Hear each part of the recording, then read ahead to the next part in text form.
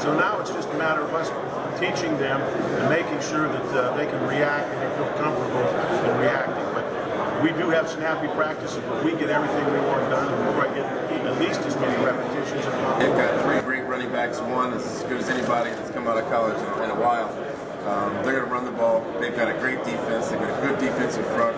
Linebackers are very well trained, know exactly what they're doing. Safeties are downhill. Right now, everybody's spreading the ball out and going fast pace.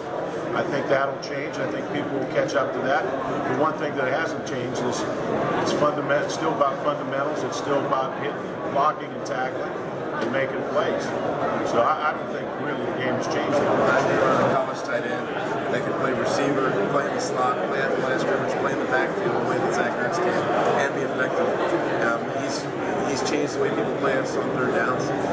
We've had teams that play their best cover corner on our tight end, which has helped other guys get open at the same time. Those guys haven't been able to cover them one-on-one. Could you have ever envisioned something like this happening?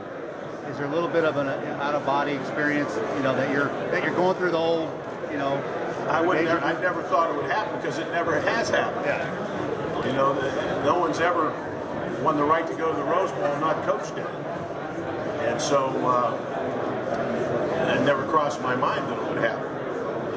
Do you think that mentality's changed amongst coaches now, where it's just there's really no loyalty? You just jump from place to place? Every coach is different. I talked to coaches about our job. There were coaches that were loyal to their school, so you can't just throw a blanket over all coaches. There are a lot of coaches that are very loyal. In the Big Ten, I think Utah State was one of the few teams that truly played primarily out front. So it is a challenge, but having an extra month of preparation is really big for us, just to study that, get used to the movement up front. And the blitz package is a little different out of an front too, so it's going to be a challenge. Situation and good character and team first. So I mean, we're all going to come out here and practice hard, 100% because we know what's at stake. So I mean, to be able to say you lose folks and things like that and drop off, we can't have any excuses like that.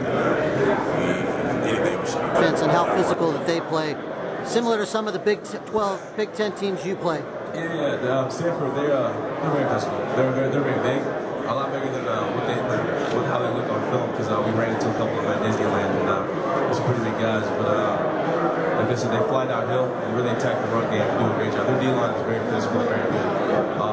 We like to compare them to kind of like the Penn State football team because they play smart, they play a lot of hard, and they're well coached. So it's going to be a 4-quarter very physical game. How is it for you guys as a team to win the Pac-12 this year? It's great. That's been our goal each and every season to win the Pac-12, and to be able to finally achieve that, and realize that goal has been an awesome. What challenges does Wisconsin present for you guys?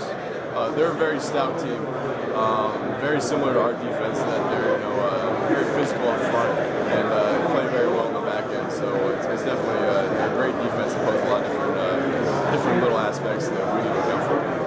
Thanks a lot. There's going to be no backing down from either side. It doesn't matter what happens early on in the game.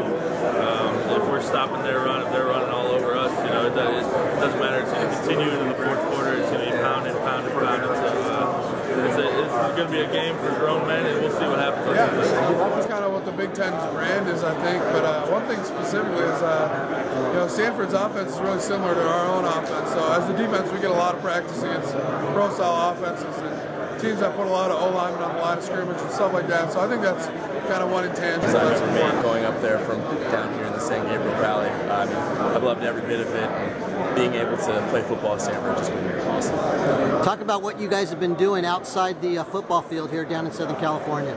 Yeah, well, the first day we got here, we went down to Disneyland, the whole team. We got to go around both parks, got some fast passes, so that was awesome. We went to the Laurie's Beef Bowl where we got some really good prime rib, and then last night we went to Improv Club. Well, good luck in the game, thanks. I don't think it helps as much as per se Wisconsin who played here in this game last year. I mean, the Rose Bowl is going to be a completely different environment than it was a month ago when we played UCLA. I mean, when we played them a month ago, there was about 65,000 fans, and in this game there's almost 100,000. So I don't think that has too much to do with it. So they're going to do what they've done all year, and people talk about the 5 losses, but 2 overtime games and 2 other really close games. Otherwise, these guys are have the same record that we do.